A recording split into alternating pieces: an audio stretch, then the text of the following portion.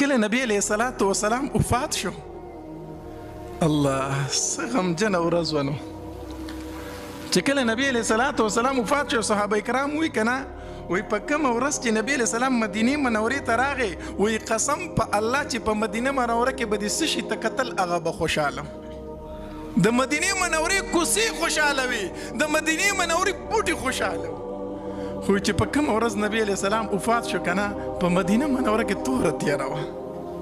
هر شي ته به چې د کتل هغه غمجن و، چې هر څیز ته به د کتل هغه خفه و. نو نبی علیه السلام چې په کومه ورځ وفات شو، ابوبکر رضی الله عنه نبی علیه السلام چېرته لېږلی و، په اجازت باندې بار ته تللی و. د عمر رضی الله تعالی عنه دماغو بالکل کار پرېښود، کار یې پرېښودو، توره یې راواغسته او داسې کړس یې وله ورکړو، منبر ته وختو.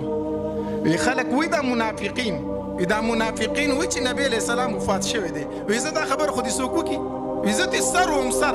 وی نبی علیه الصلاة والسلام د الله ملاقات له تللی، څنګه چې موسی علیه السلام کوهي تور ته تللی و. نبی علیه السلام وفات شوی نه دی، دا وی د منافقینو یو پروپاګانډه خوره کړې ده. دماغ یې کار پرېښود د عمر رضی الله تعالی عنه. علي رضی الله تعالی عنه بېهوشه شو، بس هغه بېهوشه پروت دی. عثمان رضی الله تعالی عنه چاړه شو، د جومات په یو ګوټ کې ناست دی، څوک چې ترې نه څه تپوس کوي بس ښه نه ښه نه، خبرې نشي کولی، چاړه دی، د جومات په یو ګوټ کې ناست دی. ابوبکر رضی الله تعالی عنه د بار نه راغی، صحابه کرامو نه یې تپوس وکړو، وی زما محبوب څنګه دی، زما محبوب څنګه دی؟ صحابه کرامو یې نشو ویلی. وی ولې نشي ویلی؟ وی چې څه وایو عمر توره رایستلې ده، عمر توره رایستلې، څوک نوم نشي اخیستی.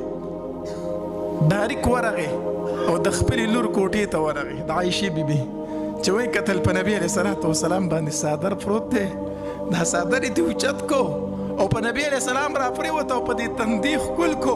وی طبت حیا و میتا، و زما محبوبه څومره په ژوند ښکلې وې، څومره په وفات ښکلې وې، چې په ژوندانه څنګه ښکلې وې، په وفات د هغې نه ډېر ښکلې وې. په دې تندي باندې نبی علیه الصلاة والسلام ښکل کو، علیه الصلاة والسلام یې په دې تندي ښکل کو او وی طبت حیا و میتا، څومره چې په مرګ به ژوند ښکلی وي، د هغې نه زیات په څه باندې ښکلی وي؟ په مرګ باندې ښکلی وي. او بیا بار ته راووتو مسجد ته، چې مسجد ته راووتو، عمر رضی الله تعالی ته وی راکوز شه د منبر نه، وی نه کوزېږم، وی راکوز شه، وی نه کوزېږم. ابوبکر رضی الله عنه جومات ته سیټ ته لاړ او خطبه یې وویله او دا آیتونه یې وویل، وی وما محمد الا رسول قد خلت من قبله الرسل افإن مات او قتل انقلبتم على اعقابكم ومن ينقلب على عقبيه فلن يضر الله شيئا. نبی علیہ الصلوۃ والسلام چې دا پیغمبر دی، بنده دی، د الله بنده دی او رسول دی، صرف باقی ذات هغه د الله ذات دی. کو نبی علیہ السلام د دنیا نه لاړو، تاسو به څه کوئ؟ دین اسلام به پرېږدئ. دا آیتونه یې وویلو. عمر رضی الله تعالی یوازې پاتې شو، ټول خلک لاړ، چا ته کېناستو؟ ابوبکر رضی الله. عمر رضی الله عنه فرمایي وی قسم په الله په دغه ورځ باندې وی ما د آیتونه چې واورېدم ما چې دا نن نازل شو، چېرته وی د ذهنه مې د آیتونه وتي وو، وی ما چې دا نن نازل شو. داسې د نبی علیه الصلاة والسلام سره د صحابه کرامو څه وه؟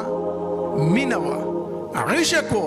نو خبره مې دا کوله چې د داسې پروګراماتو مقصد او مطلب هغه د نبی علیه الصلاة والسلام سره څه پیدا کولی؟ عشق پیدا کولی، محبت پیدا کولی. ځکه بغیر د دین انسان مسلمان پاتې کېدی نشي چې د نبی علیه السلام محبت او مینه په زړه کې وینه. پوهېږئ که نه پوهېږئ؟